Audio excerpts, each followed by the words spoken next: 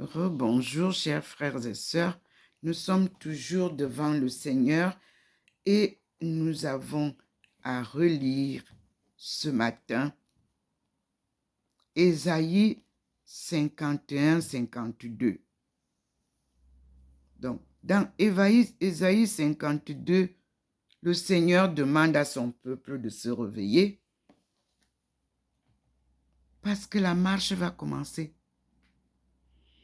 Et je lis, réveille-toi, réveille-toi, mets ta parure, Zion. Sion, pour ceux qui entendent Sion, ça veut dire Zion, quel peuple. Revêt tes habits de fête. Jérusalem, l'ancienne Jérusalem, la ville aux 7 collines. Ville sainte, elle était. Elle le demeure. Parce que là-bas, le peuple reste lié à son Dieu. La preuve, le Seigneur s'est manifesté depuis un certain temps pendant les célébrations eucharistiques dans cette ville sainte appelée Yangonde ou bien Yaoundé. Chacun a donné son nom.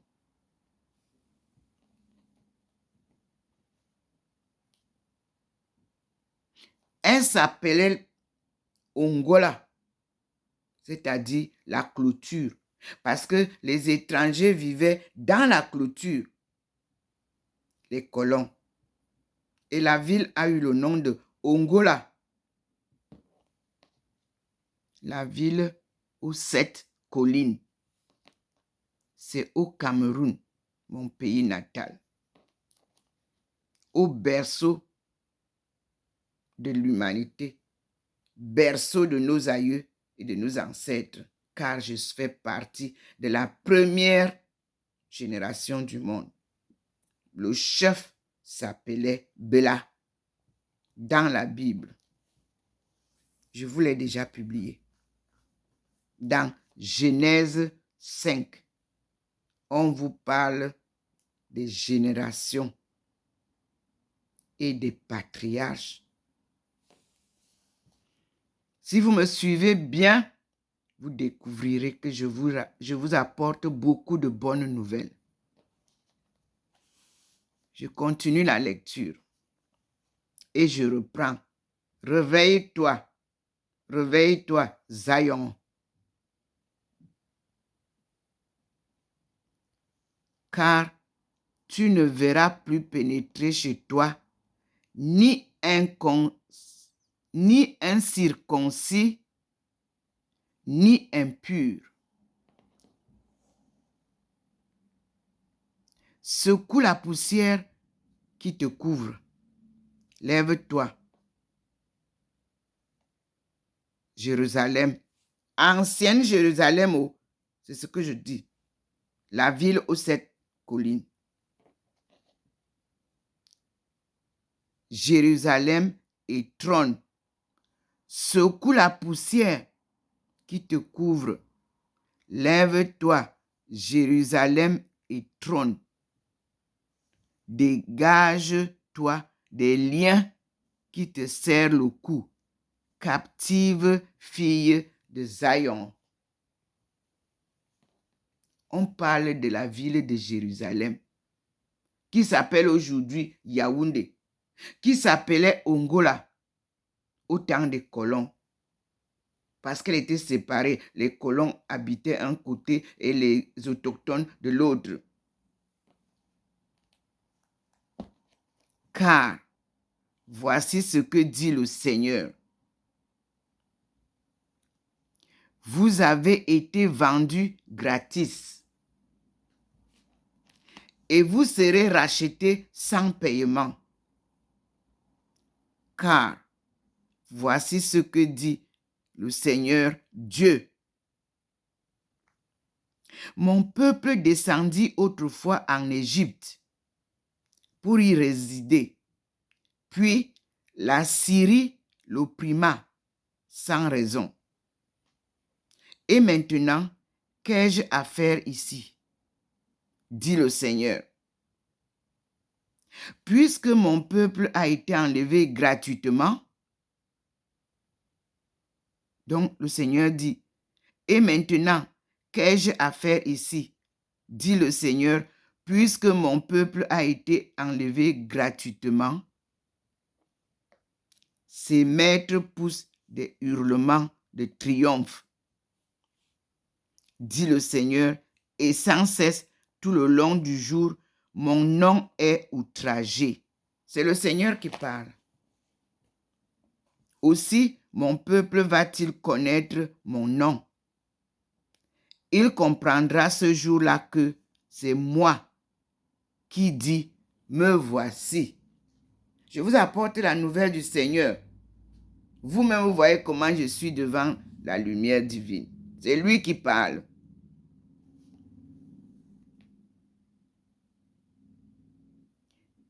Qu'ils sont beaux sur la montagne. Là, c'est moi qui parle maintenant. Qu'ils sont beaux sur la montagne. Les pieds de la messagère qui annonce le bonheur. Là, nous sommes à notre ère contemporain. Les autres étaient d'antan. Dieu se manifeste de génération en génération avec la même intensité de pouvoir divin et la même parole divine de vérité. Comme nous l'avons vu, comme nous l'avons entendu, comme le pape nous a dit que, comme il parlait aux gens d'antan, il parle encore à nous d'aujourd'hui, ses envoyés. Merci Seigneur de m'avoir choisi parmi tes envoyés, tes messagers et messagères. Qu'ils sont beaux sur les montagnes, les pieds de la messagère qui annonce le bonheur, qui apporte de bonnes nouvelles et annonce la délivrance, qui dit à Zion, ton Dieu règne. Écoute, tes sentinelles élèvent la voix et toutes ensemble poussent des cris joyeux. Le Seigneur pousse les cris joyeux, car elles voient de leurs propres yeux le Seigneur revenir à Zion. Éclater toutes en cris de joie. Ruine de l'ancienne Jérusalem, la ville aux 7 collines, située au pied du mont du char de Dieu. Car le Seigneur prend son peuple en pitié. Il rachète Zion, Jérusalem ancienne. Le Seigneur découvre son bras saint aux yeux de toutes les nations. Et tous les confins de la terre verront le salut de notre Dieu. Partez, sortez de là, ne touchez rien d'impur, quittez ces parages, purifiez-vous, vous qui portez le vase du Seigneur.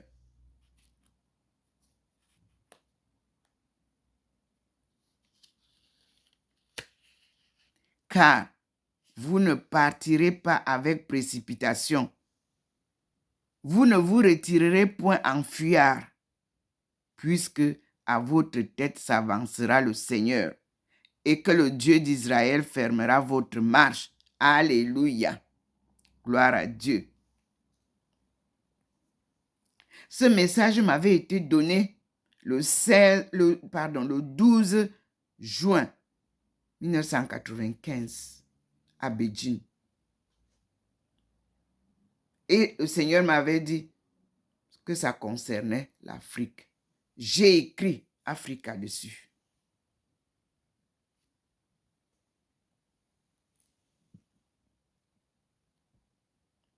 Connaître mon nom. Savoir par expérience que je suis le Dieu dont la présence sauve irrésistiblement. La note nous renvoie à Exodus 3, 14. Et vous savez que c'est sur Exodus que nous sommes en étude maintenant. Et qui manifeste ainsi sa gloire. Pensée constante chez le deuxième Ésaïe. Et vous savez que mon appel se situe dans le deuxième Ésaïe. Ce deuxième Ésaïe, on nous dit qu'il est inconnu dans la Bible quand on l'écrivait, mais qui sera révélé. Merci Seigneur pour tes révélations.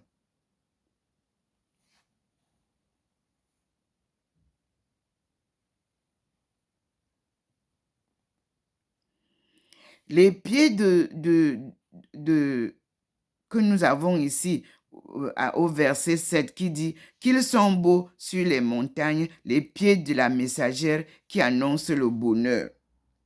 Les pieds du messager, de la messagère ou du messager, l'évangile dans Romains 10, 15 signifie aussi les pieds représentent ici la démarche dont Dieu règne. Formule annonçant l'inauguration du règne de Dieu dans une plénitude nouvelle. On la trouve en tête de plusieurs psaumes, comme le psaume 92, 96 et 98. Elle est sous-jacente à l'annonce fondamentale de l'Évangile. Le règne de Dieu est arrivé. Alléluia.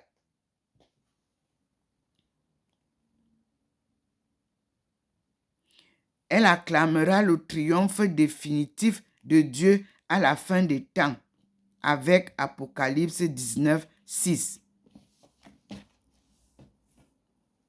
Tout le passage du verset 7 à 12 est parallèle à Ésaïe 40, 1 à 10. C'est la note qui nous indique ce que je lis. Et 10 nous dit le salut de notre Dieu, comme le texte 45, et voir la note. Mes frères et sœurs, la gloire de Dieu est proche. Et nous la vivons maintenant. Le monde entier me voit quand je publie sur YouTube ou Facebook. Je ne publie pas pour mon honneur personnel. Non, je vous transmets ce que me dit et ce que me présente le Seigneur. Et je vous apporte, comme il l'avait promis,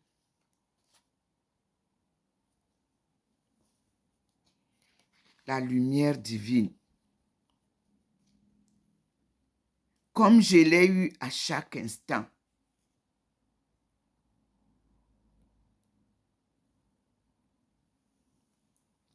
Et le conseil qu'il me donne aujourd'hui,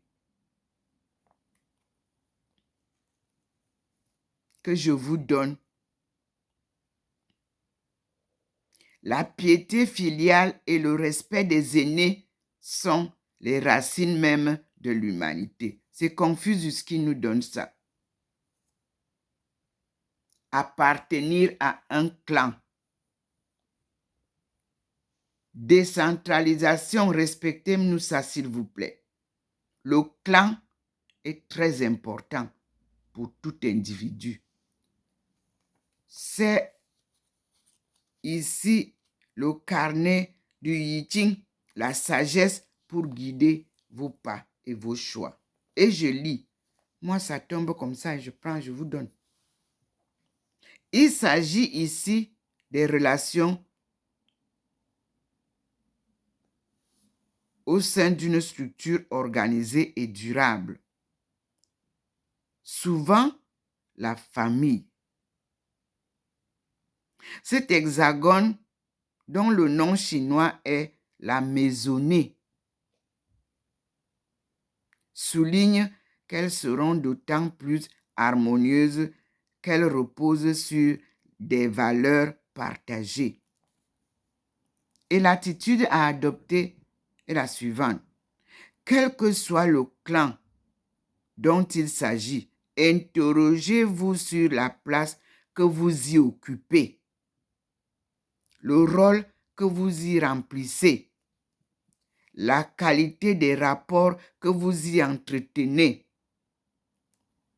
Le I Ching vous incite à peser vos mots, à être ouvert aux autres et à avoir la ténacité de la femme, entre guillemets. Ténacité de la femme. Soit une attitude yin. Parce que nous, on a le yin et le yang. Yin, c'est féminin. Yang, c'est masculin. Parce que dans notre sagesse traditionnelle, Chine-Afrique,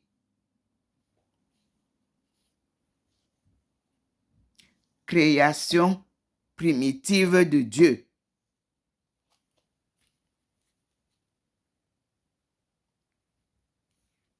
tout a été créé en double.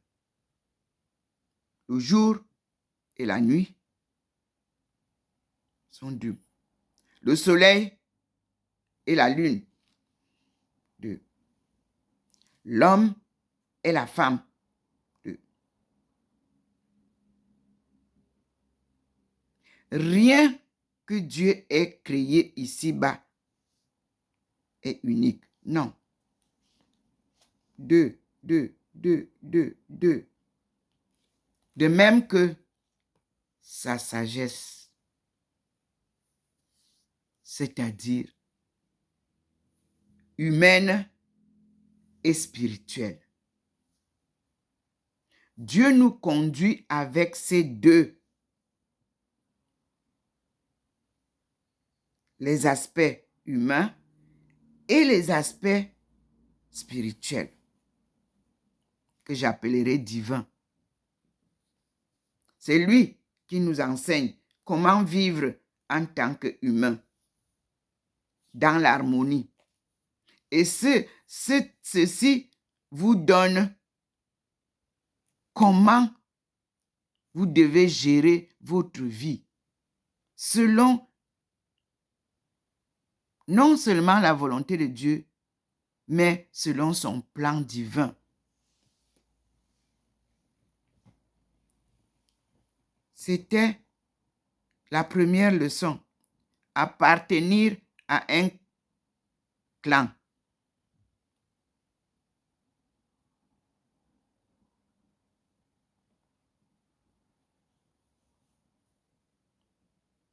Puis, il nous donne une autre leçon.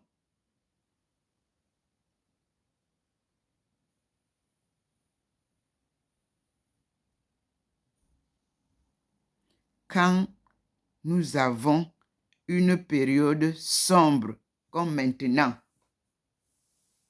période sombre, que faut-il faire? Quand le monde est en désordre, cachez-vous, dit Confucius. Quand le monde est en désordre, comme maintenant, cachez-vous. Et je vais lire pour vous. Dans la situation décrite ici, la lumière est cachée à l'intérieur, alors que dehors, l'obscurantisme règne. La lucidité et les capacités du consultant ne sont nullement mises en cause, c'est-à-dire vous. Vous qui lisez, vous qui cherchez, ce n'est pas vous qui êtes en cause, mais écoutez.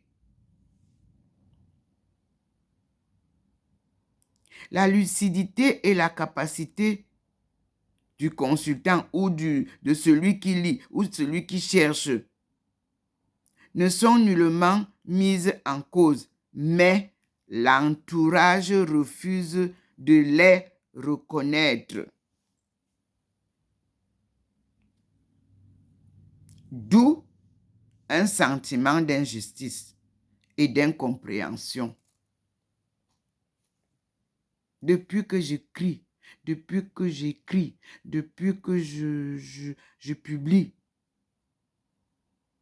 il y a ce sentiment d'injustice et d'incompréhension. Quelle attitude adopter? Confucius va nous donner le conseil. Renoncez pour le moment à faire montre de vos talents. Ils ne seraient pas appréciés.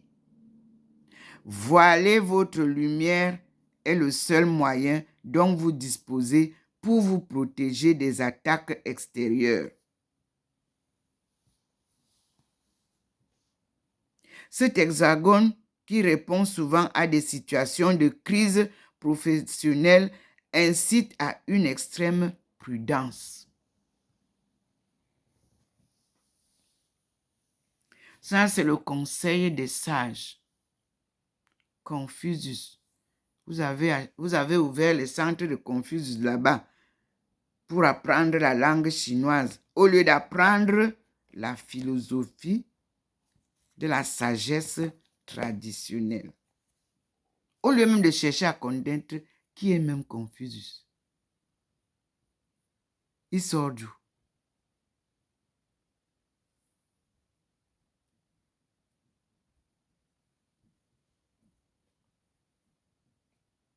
Donc, nous avons le troisième point de conseil, se mettre en lumière. Et je lis. L'être accompli, en s'éclairant et en veillant sur lui-même, rend sa conduite lumineuse. Comme dans, ce sont des hexagones qui ont des chiffres. Comme dans l'hexagone 30, le thème central est la lumière. Elle qui éclaire ou va éclairer le consultant. C'est-à-dire, vous qui voulez savoir comment avancer, on vous appelle le consultant. Vous consultez. Dans la tradition, on disait « Bete bongam » dans ma langue maternelle. Ce n'était pas une sorcellerie, non. C'était chercher à comprendre comment diriger votre vie. Des leçons de sagesse traditionnelle.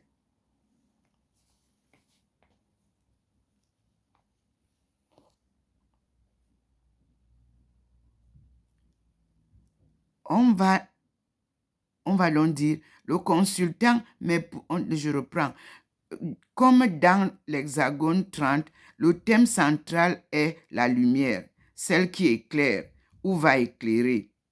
Le consultant, mais qui va éclairer, on ne sait pas, le consultant, ça peut être, on va éclairer un professeur, mais ils ont mis un consultant, celui qui vient consulter. Mais pourrait aussi le déshabiller. Donc, il pourrait soit l'éclairer, mais aussi le déshabiller. Pourquoi le déshabiller? Avançons sous les feux de la rampe. Avancer sous les feux de la rampe, c'est s'exposer aux applaudissements mais également aux critiques. Vous avez compris? On peut vous applaudir, wow, wow, wow, wow. Puis après, les critiques suivent. Ça va de pair. D'aucuns vous applaudissent, d'autres vous critiquent. À vous de connaître qui vous êtes. Et Confucius nous donne l'attitude à adopter. Ou alors, le livre Yin Yang de Yi Ching vous donne la conduite à adopter, c'est-à-dire se mettre en lumière. Il est temps de montrer de quoi vous êtes capable. C'est ce que je fais, mes frères et sœurs. Maintenant, c'est Dieu qui m'a sorti pour que je vous montre les deux faces de ma vie, humaine et spirituelle, humaine et divine. Et c'est pour ça que vous voyez que mon profil est entouré d'une lumière qui nous a jailli, qui a jailli sur mon profil comme ça, avec surprise. Et à chaque étape, le Seigneur nous donne une autre image. Je conserve toujours toutes ces images qui changent subitement devant vous sans que j'ai la connaissance d'avance ni au moment où ça se fait. Et je suis sûre et certaine que même les techniciens de ces sites Internet qu'on appelle Facebook ou YouTube sont aussi surpris quand le Seigneur fait jaillir ces changements. Donc, il faut donc faire ce que l'attitude qu'on nous demande d'adopter. Il est temps de montrer de quoi vous êtes capable. Si l'on vous offre une mission importante ou un poste à responsabilité, n'hésitez pas à l'accepter en restant très vigilant et en veillant à ne pas vous monter la tête. Vos succès pourraient ne pas plaire à tout le monde. C'est aussi humain que spirituel.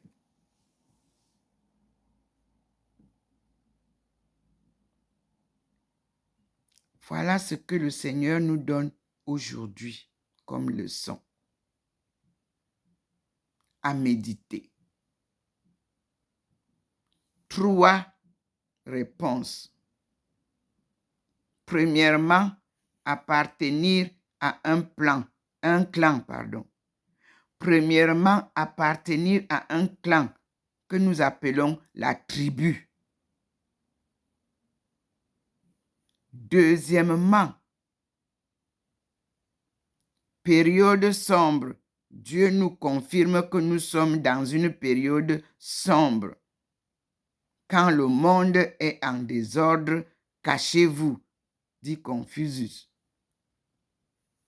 Troisièmement, se mettre en lumière. Là, ce n'est pas Confucius qui vous parle. Se mettre en lumière. C'est la voix du Seigneur. Les autres sont bien précisés que c'est Confucius. Les deux, appartenir à un clan, période sombre. Mais le troisième est parachevé par Dieu, qui est le conseil suivant. Se mettre en lumière. L'être accompli en s'éclairant et en veillant sur lui-même rend sa conduite lumineuse.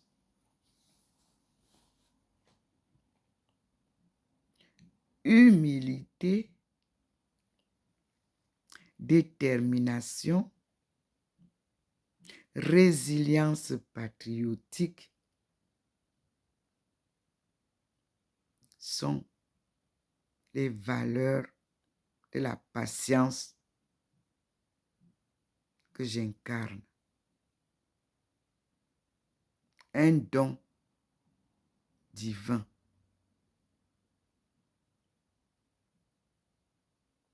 Qui me donne une joie inébranlable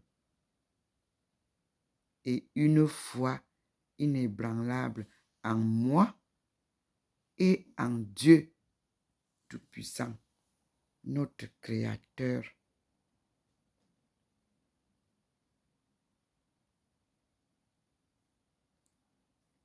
Qui pourvoit à tous nos besoins, sans exception. C'est le roc sur lequel je m'appuie. C'est la parole de vérité sur laquelle je fonde mes pensées.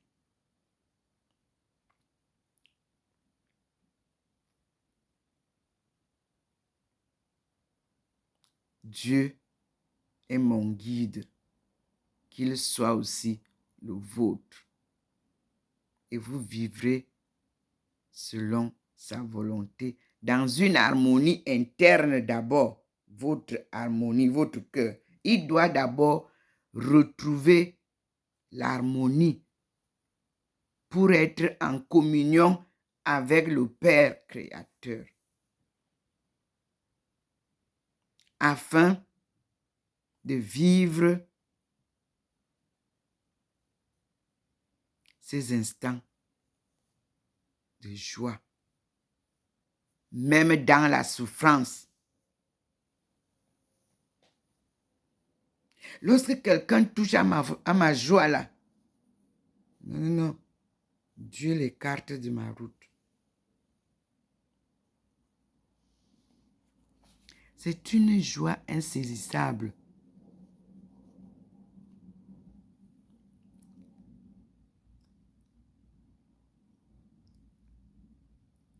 Me voici donc devant vous et devant Dieu.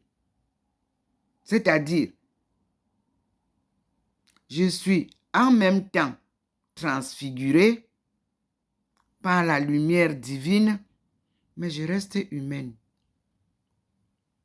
Et je partage avec vous la vie humaine, les souffrances du monde. Je porte ma croix que j'ai acceptée. Parce que le jour-là, il m'avait enseigné cette prière comme une chanson. Et que je vous chante encore aujourd'hui. La voix du Seigneur m'appelle, prends ta croix et viens sur moi. Je réponds, Sauveur fidèle, me voici, je suis à toi jusqu'au bout, jusqu'au bout. Je vais te suivre dans les bons, les mauvais jours. À toi pour mourir et vivre, à toi Seigneur pour toujours. Mais avant de m'enseigner ça, c'était j'ai soif de ta présence divine, chef de ma foi. Dans ma faiblesse immense, que ferais-je sans toi? Chaque jour, à chaque heure, oh, j'ai besoin de toi. Viens, Seigneur, et demeure auprès de moi. Oui. Et comme il m'a donné Jésus comme compagnon, alors je disais,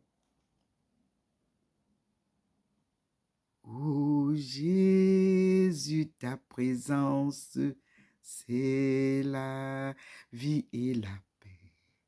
La paix dans la souffrance et la vie à jamais. Chaque jour, à chaque heure, où j'ai besoin de toi, viens Jésus et demeure auprès de moi. Oui, c'est mon compagnon de vie, un compagnon fidèle que vous chantez souvent. Quel ami fidèle et tendre nous avons en Jésus-Christ, n'est-ce pas? Alors, c'est la vie là que la leçon yin yang vient de nous donner ce matin. Donc, c'est la même foi en ce même Dieu qui n'a jamais changé, de génération en génération. Donc, nous devons vivre une foi inébranlable qui a soutenu nos aïeux, enchaînés dans le joug de l'esclavage et de la déportation. Merci Seigneur pour cet enseignement de ce matin. Frères et sœurs, restons sous l'ombrage de Dieu, notre protecteur, notre conseiller. C'est lui qui guide nos pas et nous ne pourrons pas nous tromper si nous le suivons. Alléluia. Amen. Comme je vous l'ai dit, je suis docteur Ndomo Melingi Thérèse, servante de Dieu et son peuple, appelé par lui-même, Dieu Tout-Puissant, pour cette mission sacrée qui s'accomplit sous sa guidance et sa lumière qui éclaire le chemin. Amen.